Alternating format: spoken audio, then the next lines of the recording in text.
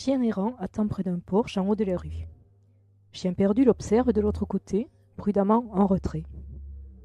Il est tôt le matin, seul roulent quelques rares voitures. Voyons ce que va faire celui-là, s'est dit Chien perdu. Il arrive rarement que des chiens de rue restent ainsi immobiles. D'ordinaire, ils courent. Pas par plaisir, pour éprouver leurs muscles ou pour jouer. Ce qui les pousse ainsi, toujours d'une patte sur l'autre, c'est la peur. Ils ont perdu quelque chose de très important, mais ne savent plus très bien ce que c'est. Ils cherchent et ils savent que tout arrêt peut causer misère. Ils ont peur du coup de pied comme de la main caressante. Dans la course perpétuelle est leur sécurité. Or, Chien errant ne bouge pas. Il a le museau tendu et sa queue s'agite légèrement. Voilà ce qui intrigue Chien perdu et l'a poussé à s'arrêter lui aussi. En haut de la rue, un grondement se rapproche lentement. C'est une petite voiture inhabituelle, avec une sorte de trompe comme il en a vu aux éléphants du zoo, lorsqu'il lui est arrivé de trottiner au bois de Vincennes. Un humain marche à côté de la petite voiture. De là où il se trouve, Chien perdu ne voit pas ce qu'il fait. Mais une excitation l'a saisi et il remue la queue lui aussi. La petite voiture contourne un camion et enfin Chien perdu peut voir ce que fait l'humain. Il tient la trompe à la main et par la seule force de son poignet, semble-t-il, en fait sortir un long jet d'eau. Le jet d'eau s'élance en ligne droite, percute le bord du trottoir et là, comme sonné, s'effondre dans le caniveau où il se met à couler plus modestement, comme tout eau ordinaire lorsqu'elle se trouve sur un terrain en pente. Cette magie-là est bonne, se dit Chien perdu. Ils ont perdu quelque chose de très important, mais ne savent plus très bien ce que c'est.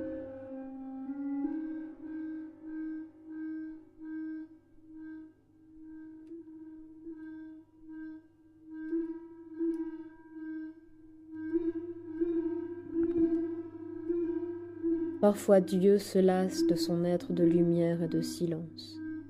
L'éternité lui donne la nausée. Il laisse tomber son manteau. Nous voyons une ombre se dessiner parmi les étoiles. La nuit vient. Dans la maison de Newton à Londres, on se dispose, sans le savoir, à recevoir l'étrange visite. Tard dans la soirée, une voiture se glisse dans la pluie le long de la rue où habite Newton. Elle entre sous le porche de la maison, fait le tour de la cour obscure, tandis que les feuilles des chênes tombent sans cesse. Le serviteur se lève des marches de l'escalier et sort en titubant sous la pluie. C'est minuit et il est ivre. Pas de cocher, et en y regardant de plus près, pas de chevaux non plus. Il ouvre la portière. La voiture est vide, la banquette froide. Il entre à quatre pattes dans la calèche poussiéreuse et s'endort aussitôt. Évite un chien malade qui lèche le pavé. Frôle quelques instants plus tard une dame en train de se vendre à Boswell, au coin de Park Lane et Oxford Street. Un souverain à l'effigie de George V roule par terre avec un tintement. Boswell rit et relève la jupe de la dame pour mesurer le mollet à l'aide de sa canne graduée. Pauvre dame! La dame a une jambe de bois, et voilà la raison de ses jupes traînantes. Boswell laisse sa main remonter plus haut. God save the falling night! En bois toute la dame! Il se met soudain à neiger. Boswell pouffe, et le bras autour de la taille dure, Boswell conduit Miss Kate parmi les arbres. Bientôt, on ne le voit plus. Dieu se lasse de son être de lumière et de silence. L'éternité lui donne la nausée. Il laisse tomber son manteau.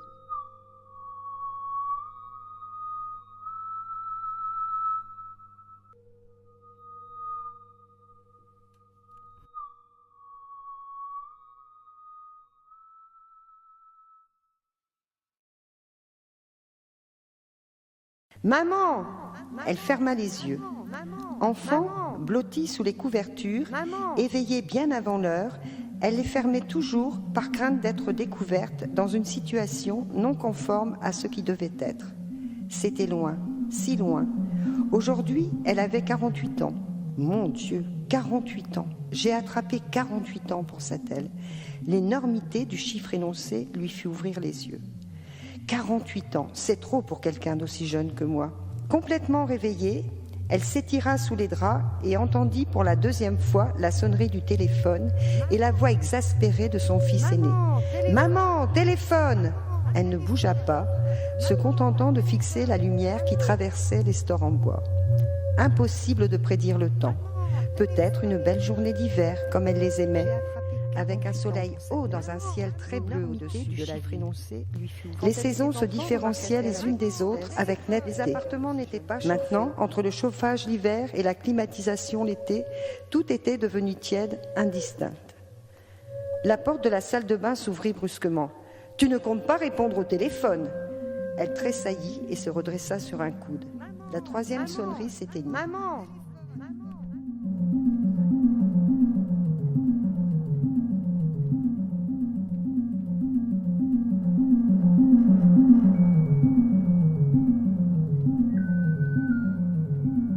Qu'on n'aille pas s'imaginer que j'écris pour être cru.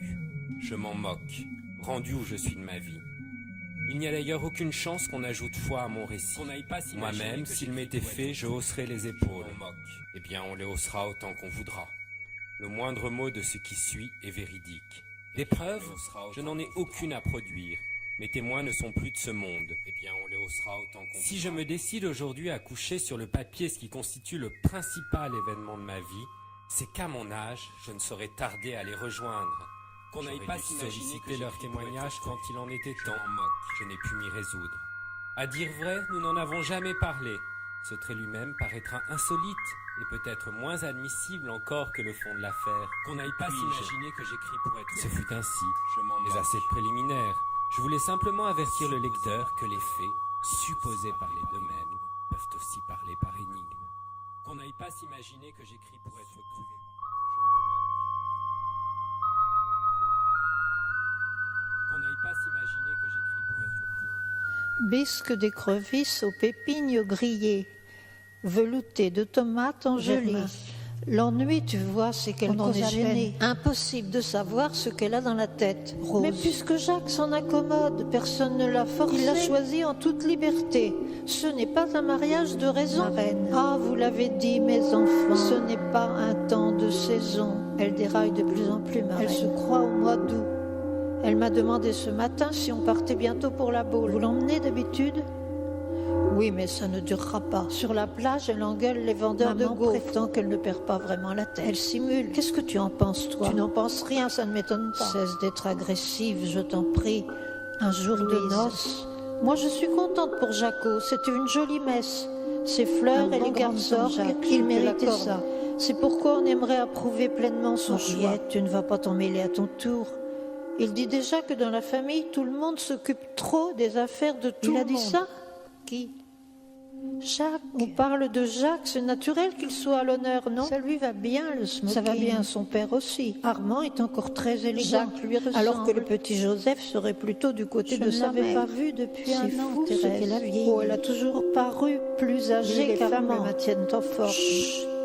Comme te voilà mauvaise. On le connaît, Armand. Un bambocheur de première. Garde ça pour toi. Thérèse préfère sûrement qu'on paraisse ignorée. Ah, vous l'avez dit, mes enfants. Bisque d'écrevisse aux pépignes grillées, velouté de tomates engelées.